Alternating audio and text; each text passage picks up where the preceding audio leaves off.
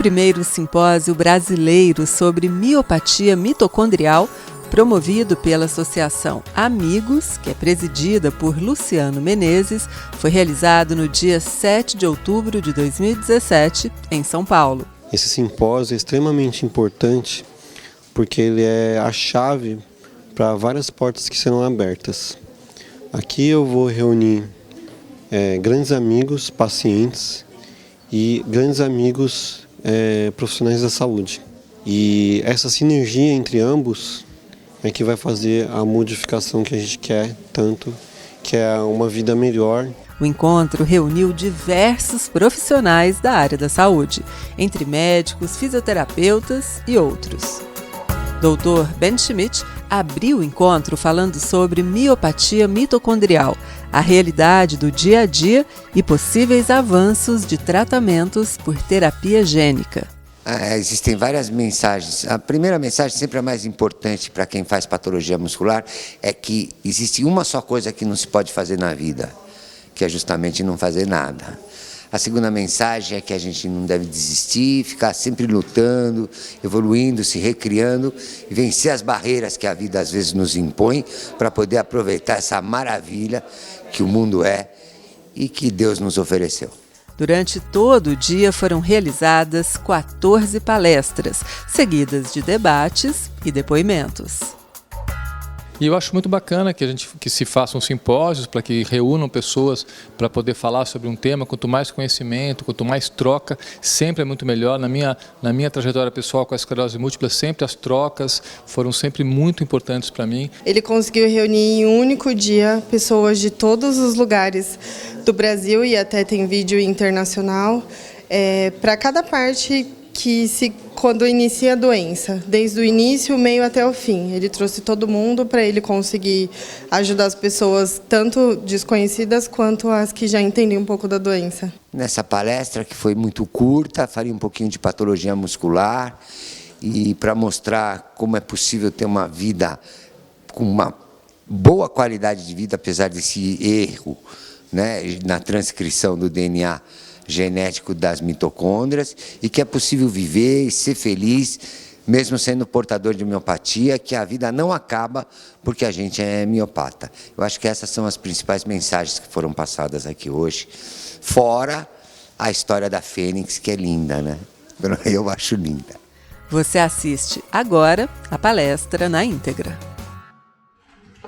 Na vida, a gente precisa ter sorte. Às vezes a gente faz tudo que a gente acha direitinho, mas às vezes não tem sorte. Outros, às vezes, faz tanta coisa errada, mas tem sorte. Uma sorte que eu tive foi que no começo da minha carreira eu conheci as pessoas que trabalhavam com neuromuscular. Peguei o início da neuromuscular no mundo e, como o Luciano falou, o Carlos de Moraes foi o meu primeiro aluno. Ele já estava nos Estados Unidos, na Columbia University. Foi lá que tudo começou sobre as mitocôndrias. Da onde vem essa mitocôndria? Então, o que os cientistas acreditam, né? Acreditam os cientistas que a vida começou com seres unicelulares, com uma célula só. E essa célula, de repente, por fagocitose, ela comeu outra célula. Antes dela comer e fagocitar essa outra célula, a vida dela era muito dura. Tinha que lavar, passar, cozinhar, limpar a casa, limpar tudo. E era cansativo para essa célula unicelular. Aí depois que ela comeu a outra célula começou a fazer uma parte muito importante para ela, que é a parte da respiração, para gerar energia para ela. E assim nasceram os seres pluricelulares, ou seres com muitas células. Nós somos seres humanos, temos bilhões de células no nosso corpo. Mas, segundo cientistas, o mundo começou com seres unicelulares, com protozoários. E essa célula que foi fagocitada pela outra se transformou numa mitocôndria. Assim que se explica o nascimento das mitocôndrias. As mitocôndrias, dentro das células, existem um monte de organelas que cuidam da digestão da célula, da respiração da célula. A célula é a menor parte do corpo viva, né? E que nós, da razão humana, dividimos a vida nesses milhões de células, mas todas elas trabalham em conjunto.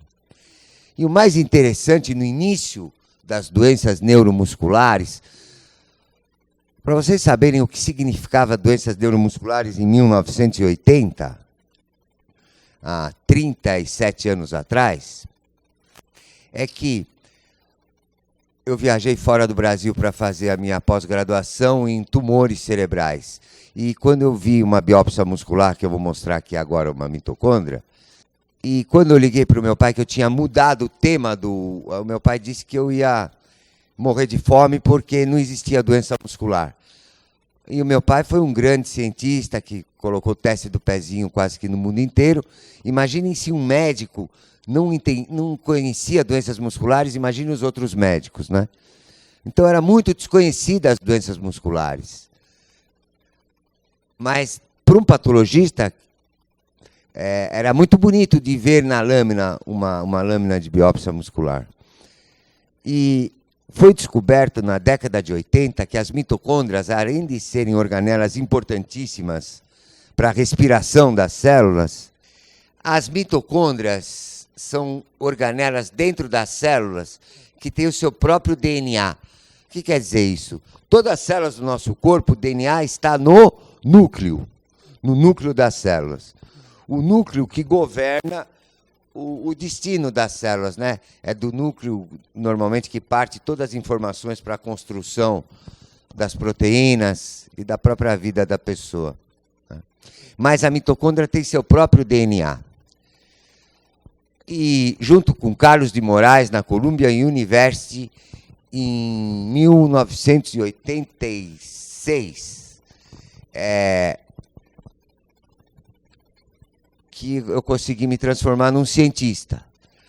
Porque existe uma diferença muito grande entre um cientista e um pesquisador. O pesquisador, todo mundo é importante na vida, todo mundo tem sua importância. Mas existe uma diferença entre quem é cientista e quem é pesquisador. Pesquisador é aquele indivíduo que pega todos os dados, coleta os dados, organiza os dados e contribui com a ciência, organizando todos esses dados, porque o conhecimento é muito importante nesse caminho da jornada do homem, na jornada humana, né, para que a gente possa aproveitar melhor essa chance que Deus nos deu.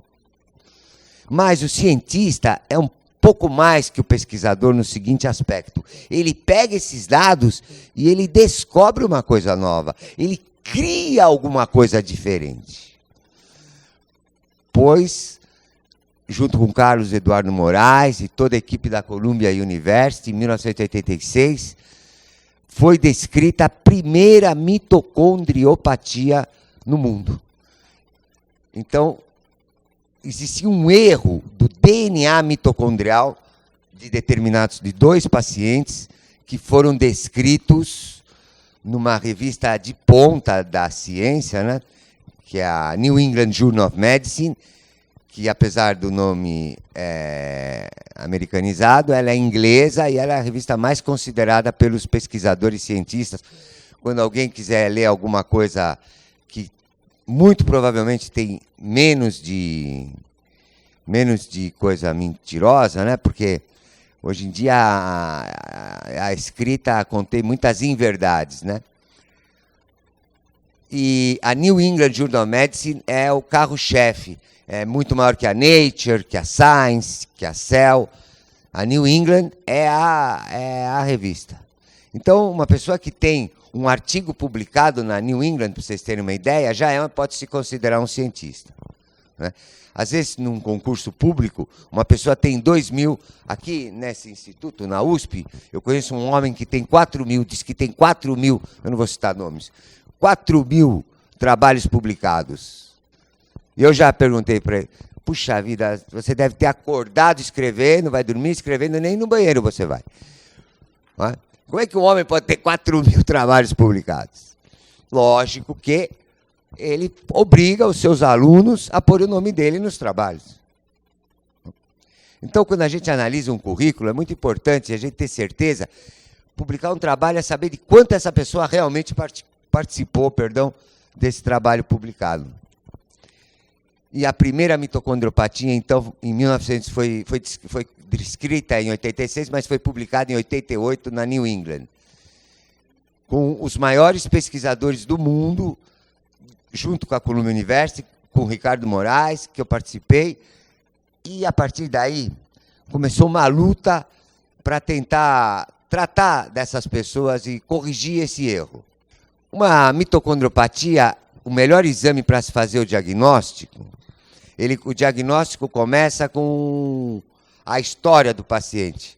O médico tem que conversar com a pessoa, saber quem ela é, o que ela faz, né? Ter o mínimo de contato, e eu, particularmente, só acredito em medicina humanista.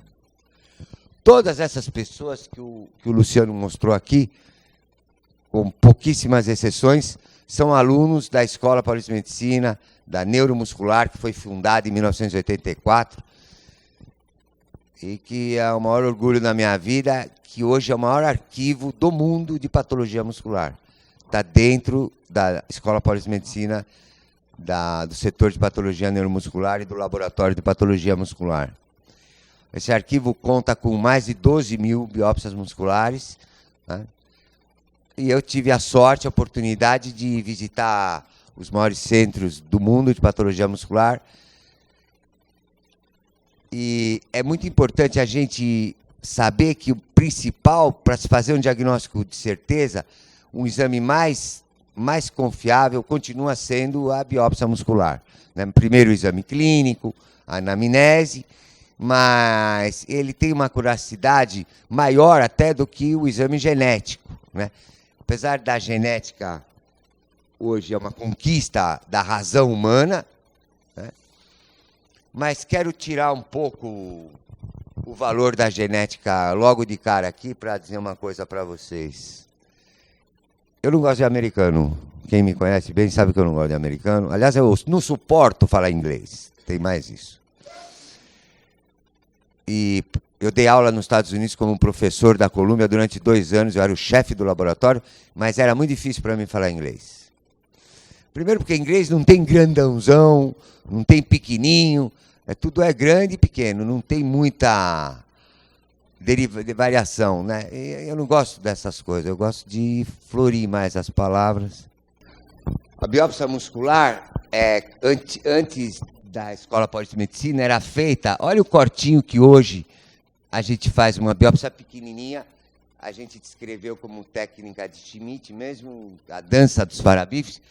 Por exemplo, eu demoro 1 minuto para fazer isso. Anestesiar, cortar e tirar um pedacinho minúsculo do músculo, né, da carne. Mas antigamente os americanos faziam cortes gigantescos, com anestesia geral, demorava 1 hora, uma dor insuportável, e arrancava um pedaço do quadríceps, né? A gente faz no deltoide, que é um músculo muito inteligente. Eu não vou entrar em detalhes, porque eu tenho uma coisa mais importante para falar para vocês aqui hoje. Então, por que eu diminui, antes para não perder o rumo, por que eu vou diminuir a genética? O Richard Dawkins falou assim, olha, um congresso, tinha umas 2.000 pessoas no congresso, e ele disse assim, hoje, que eu sou ateu, e hoje eu tenho a certeza de que eu estou no caminho certo, porque eu consegui criar uma célula sintética. Eu estava presente nessa aula do Richard Dawkins. E um aluno levantou-se no meio de 2.000 pessoas, já é um insulto para um professor americano, que tem um ego muito grande, maior que o pessoal aqui dessa escola, e levantou-se e disse assim para o professor, mas professor, que beleza, o senhor fez uma teste, o senhor fez uma célula sintética. Agora eu queria fazer uma pergunta para o senhor. Os pedacinhos que o senhor usou para construir essa célula, foi o senhor que inventou? e ele ficou mudo e todo mundo deu risada. Como o Luciano disse, a vida é um milagre e a razão não explica a vida de maneira alguma. De maneira alguma. A função da razão e do conhecimento humano é a gente aproveitar melhor a vida, justamente que Deus nos propiciou. Porque o estudo, ao contrário do que diz a Rede Globo, é fundamental para a felicidade e para a gente aproveitar a vida. Porque quanto mais a gente conhece, mais a gente curte. Né? Mais a gente curte. O conhecimento leva a curtição da vida com muito mais prazer. Então, uma pessoa sem cultura é uma pessoa que está perdendo vida. E deveria existir uma apologia à cultura no nosso país, que infelizmente foi dominado por essas televisões, algumas delas que passam 24 horas notícia de morte, assassinato e de destruição. As pessoas gostam de ver pessoas presas. Ah, é bem feito, agora ele foi preso. Então o mundo está passando por uma fase que está todo mundo destruindo. É preciso que tenha uma contrabalança, precisa alguém construir alguma coisa para equilibrar isso aí. Né? A criação é muito melhor do que a destruição. Vou mostrar, então, como é que... E olha, ainda mais, é legal porque a gente não deixa a cicatriz na biópsia muscular. Para uma moça ter um corte de 5, 6, 7 centímetros na coxa, né? Faz diferença. Então, uma biópsia pequenininha, olha, de menos de 1 centímetro de comprimento, foi uma vantagem muito grande que a gente trouxe para o Brasil. E, às vezes, dependendo da cicatrização da pele, olha, não deixa marca nenhuma. Anestesia local, subcutânea. E, por exemplo, a gente consegue fazer essa biópsia em criança, em nenê, distrai a criança, né? Distrai, quando a criança tem 4, 5 anos, vai ficando mais difícil, né? Porque o nenê, logicamente, mesmo ele chorando, é um pouco mais fácil. Mas não passa de 1, 2 minutos para anestesiar, porque a anestesia é imediata. Xilocaína, sem adrenalina. Todos os músculos, isso aqui é um esboço, esses vermelhos são os miótomos, com exceção dos músculos da face, da mímica, que expressam o nosso momento que a gente passa na vida. Quando a gente olha para uma pessoa e olha para a mímica dela, a gente sabe, ou tem uma noção se ela está feliz ou se está triste, né? Mas todos os músculos, a maior parte dos músculos do corpo, do movimento, se originam dos miótomos, né? Fora os músculos da mímica, são dos arcos branquiais. E aqui são os vários tipos de músculos que a gente tem no corpo. A gente tem 506 músculos. E vou aproveitar esse convite que o Luciano deu. Então, depois que eu ressuscitei, essa é a primeira aula que eu dou no Brasil.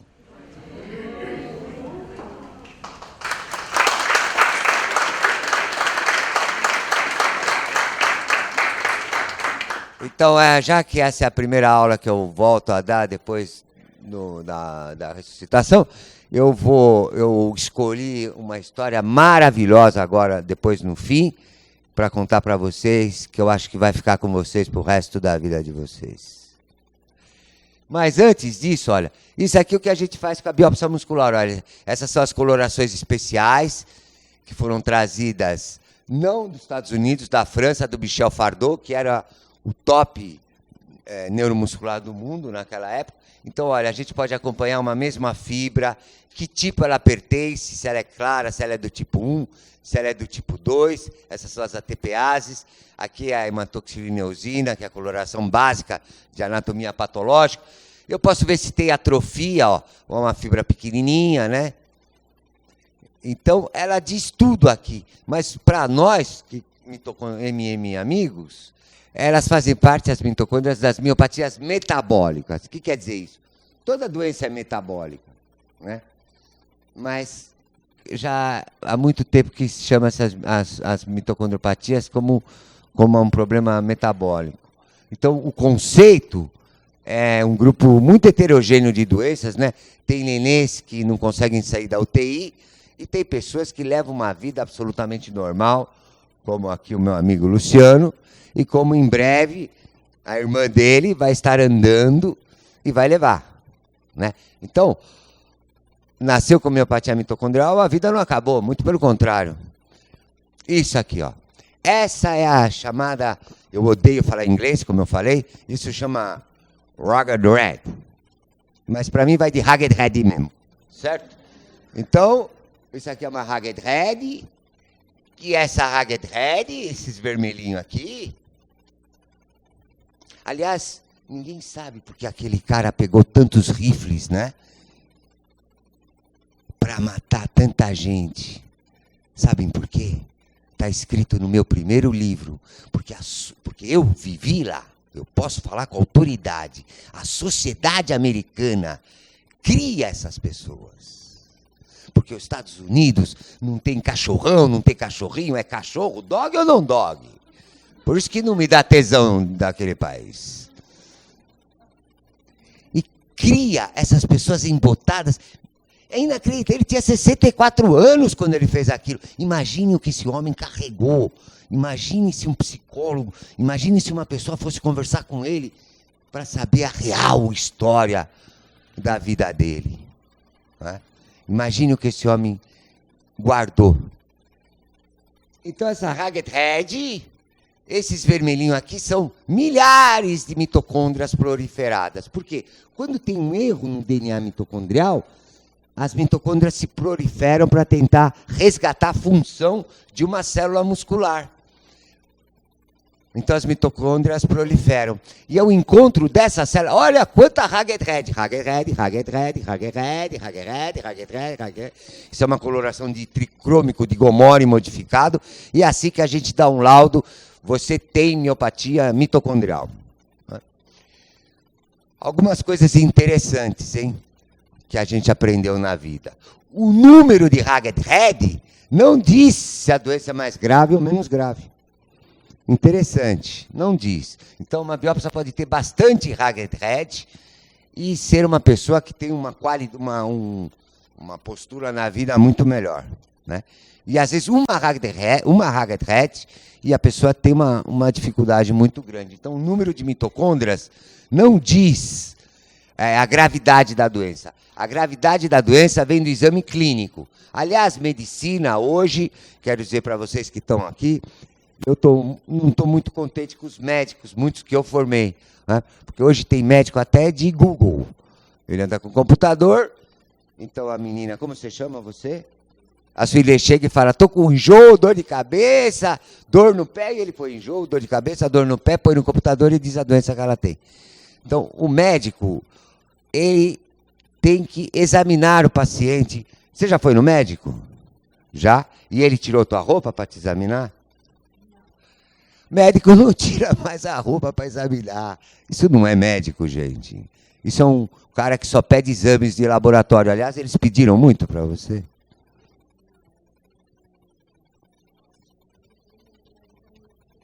Quem foi no médico que pediu muitos exames? Muita gente, né? Então a medicina perdeu muita qualidade pela falta de exame clínico.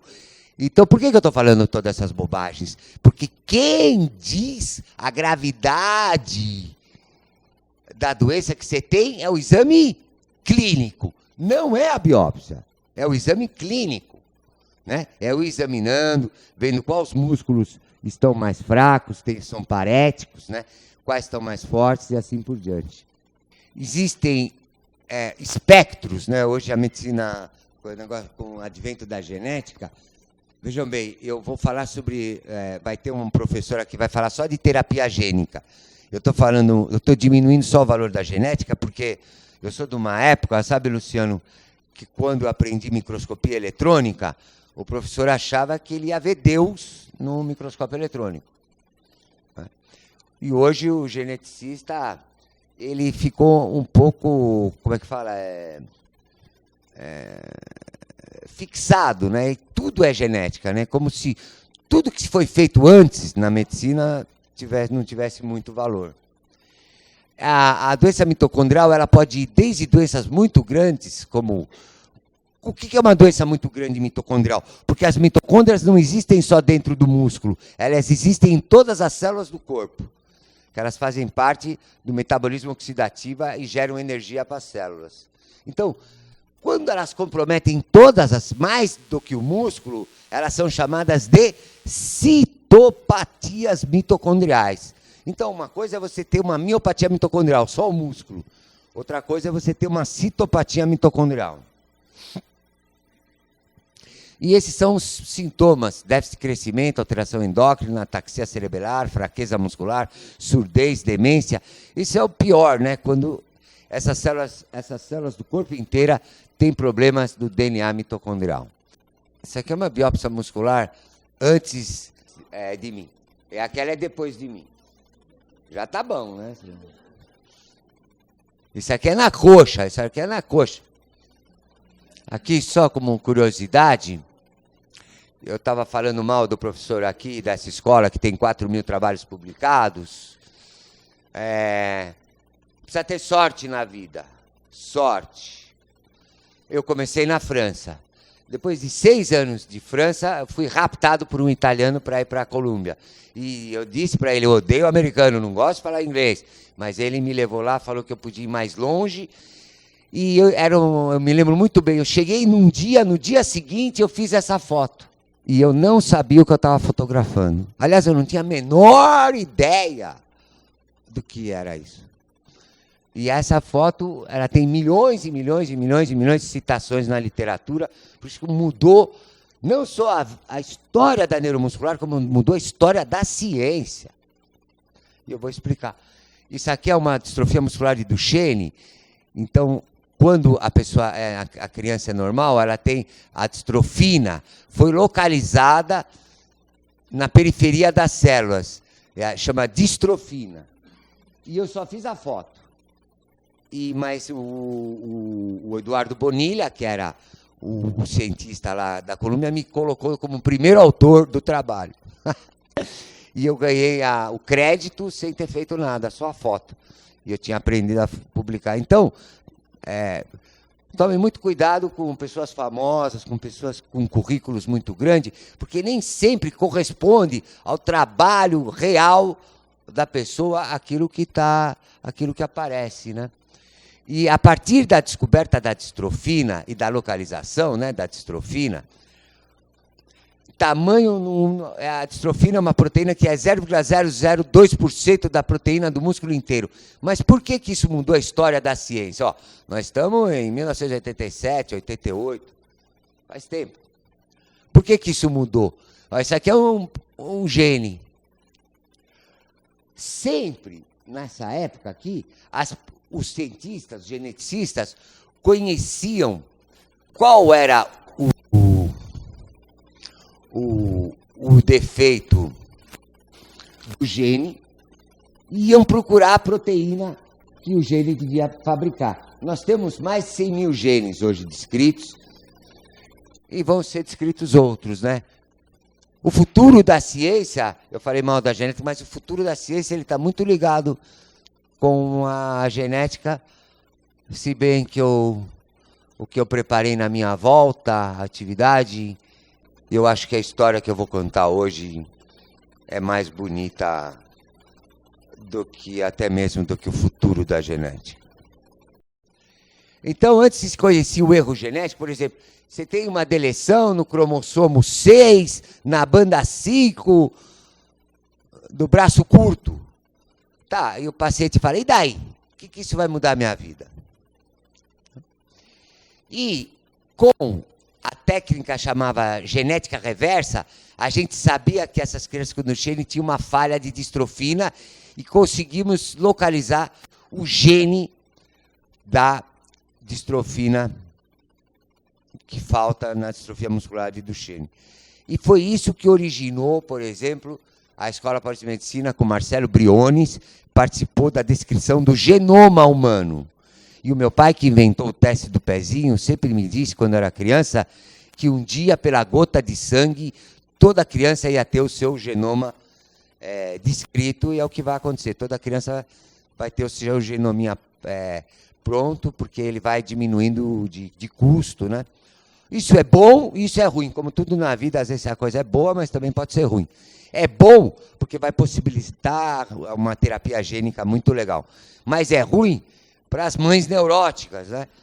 Que vão ficar encanadas, que olha isso aí, né? Ou para as Angelina Jolie da vida, né? Que tiram os seios, vão começar... Ou talvez um dia tiram a cabeça para não ter o câncer de cabeça, né? Vou mostrar uma mitocôndria mais legal. Desculpa de novo. Olha aqui, só para vocês verem essa doença que eu falei. Detalhe. Quantos minutos eu tenho, Luciano, que eu não posso deixar de contar a história? Tenho mais 5 minutos. O músculo nas distrofias, olha, ele vai sendo substituído por gordura. Então, vou mostrar uma foto de microscopia eletrônica de mitocôndria e depois eu vou contar a história que eu escolhi para vocês hoje. Olha aqui, isso é a microscopia eletrônica. Aqui está o núcleo, aqui está a gordura, né, os bacúlios de lipídio dentro do músculo. Essas linhas acesas aqui da microscopia eletrônica, por isso que o músculo é chamado estriado. Isso aqui é tudo mitocôndria. A célula que tem mais mitocôndria no organismo é o músculo esquelético. E daí vem uma lei. Só tem uma coisa que ninguém aqui, se tiver miopatia mitocondrial, pode fazer na vida. Aliás, mesmo sem miopatia mitocondrial, só tem uma coisa, de acordo com a patologia muscular, que a gente não pode fazer na vida. Sabe o que a gente não pode fazer na vida? Vamos ver, já que eu peguei no pé dessa. Qual a única coisa que a gente não pode fazer na vida? Oi? Desistir é não fazer nada. A única coisa que a gente não pode na vida é não fazer nada, porque a vida é movimento. E o movimento é o símbolo da vida. E agora, para você, meu grande amigo, colega, paciente Luciano, e para vocês, eu vou contar a história de um mito grego e vou explicar por que isso é mais importante do que genética, e vocês todos vão perceber. Eu vou falar de uma ave, eu não preciso mais disso. Eu vou falar de uma ave maravilhosa, que muitos acreditam que era da época que ela se iniciou na época dos dinossauros, quando nem existiam os homens ainda. Essa ave se chama fênix. A envergadura das asas dela chegava a 3 metros de altura. E ela tinha apenas vermelhas, púrpuras, azuladas. Era uma árvore muito linda. E dizem que ela viveu, alguns historiadores, a gente tem notícias dela por historiadores do Heródoto, mas existem papiros egípcios e outros escritos que comprovam a suposta existência dela. E ela vem da Etiópia. Seria bom para o político brasileiro conhecer a fênix. Acho que eu vou contar lá em Brasília sobre a fênix. Porque o que é a Etiópia? É a procura da ética. Os egípcios tinham ela como uma ave sagrada. Ela nasceu na Etiópia e fizeram um mito no Egito. E esse mito consistia no seguinte. Ela é uma ave que vivia, segundo esses historiadores, 12 séculos, 1.200 anos. E todos os final do ano, ela se recolhia ao seu ninho, ateava fogo às próprias asas, até virar cinzas. Só que ela tinha a capacidade de renascer todos os anos das próprias cinzas. As cinzas eram levadas num tronco de mirra, num altar, em Heliópolis, a cidade do sol, onde os egípcios cultuavam o deus Sol, Amon-Ra, e a ave se sentava, a ave imensa se sentava em cima dessas cinzas e renascia. Por que isso é maravilhoso? Porque durante a vida de todo mundo que está aqui, a gente tem um monte de percalços, de quedas, né? Eu mesmo falei que ressuscitei esse ano que eu morri ano passado. Então, as pessoas que conseguem vencer os obstáculos da vida podem aproveitar mais essa chance que a gente teve de poder viver. né? Então a fênix representa as pessoas que renascem das próprias cinzas e que se recriam e conseguem evoluir com as dificuldades. Porque diante das dificuldades a gente pode desistir, que nunca a gente deve desistir, que a menina falou, ou pode continuar lutando para aproveitar melhor a vida. Então a ave renascia todos os anos nesse mito. Esse mito foi transportado para a Grécia. Mas agora é que vem aquilo que eu acho mais espetacular. Essa ave podia renascer das cinzas, mas ela era única. Ela não podia procriar. E o que significa isso? Significa exatamente o destino de cada um de nós, o destino dos homens e das mulheres, o destino do homem na Terra. Por quê? Porque muita gente pensa que o nosso destino é os filhos, que nós vamos dar continuidade à nossa vida aos filhos, né? Mas os filhos, na verdade, são uma perpetuação da espécie humana. O destino de cada homem é uma questão desse homem com o Deus, com seu Deus, né? E evoluir durante a vida significa a gente cumprir o nosso destino, porque todo mundo tem um dom, e quanto mais a gente trabalha com amor, na verdade, menos a gente trabalha e mais a gente cumpre o nosso destino. Então, a maior beleza dessa ave é justamente isso. Tem muitos pais que depositam todas as esperanças da sua vida nos seus filhos. Deixam de viver a sua vida para se dedicar totalmente aos filhos. Além de não viver, ainda atrapalha a vida dos filhos, que também têm seus próprios destinos, que também vão evoluir, que também vão se reciclar. Então a fênix representa a evolução humana durante a nossa vida, que a gente se recicla e tenta melhorar. E eu acho essa história maravilhosa, porque em doentes de miopatia mitocondrial, assim como nas miopatias, que cada um tem esse espírito de fênix dentro de si para poder melhorar. Nós vamos ter no evento hoje que o Luciano organizou maravilhosamente bem, e lembrou muito bem o Diego. Lembre-se, o Diego estava paraplégico, tinha uma dificuldade enorme, uma insuficiência respiratória enorme, e ele fez tanto pela Sociedade de Distrofia Muscular, que é um exemplo para todos nós que temos, digamos assim, mais saúde e vergonha na cara para a gente poder criar. Eu repito, hoje os Datenas da vida passam o dia inteiro destruindo as coisas, né? Mostrando assassinato. O que os nossos filhos vão poder imitar de bom? É muito importante que a gente crie para poder contrabalançar o mundo, e que o mundo, a vida é maravilhosa, e que a gente possa aproveitar com tudo que ela possa nos oferecer. A neuromuscular, vocês vão ter os melhores da neuromuscular. O Acari vai estar aqui dando aula hoje, né, Luciano? O Acari vai falar da parte neurológica. E é muito confortável para mim, porque eu criei todos eles, né? Participei da criação de todos eles. E é um orgulho enorme poder dizer o seguinte: durante 37 anos, nós atendemos mais de 500 mil de pessoas. E toda pessoa que entrava na neuromuscular da Escola Paulista de Medicina pelo SUS, sem dinheiro, humilde, era atendida como doente particular. Esse é o maior orgulho que eu tenho na minha vida profissional. Imaginem se houvesse mais doenças, mais neuromusculares no Brasil, e se os outros centros pudessem atender as pessoas do SUS como se fossem doentes particulares.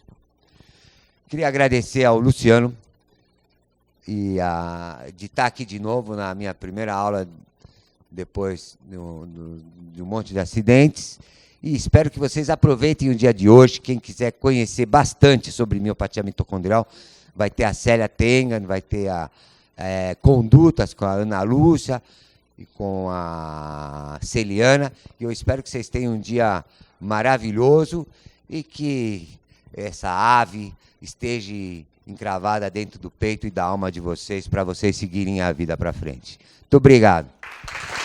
Obrigado, doutor.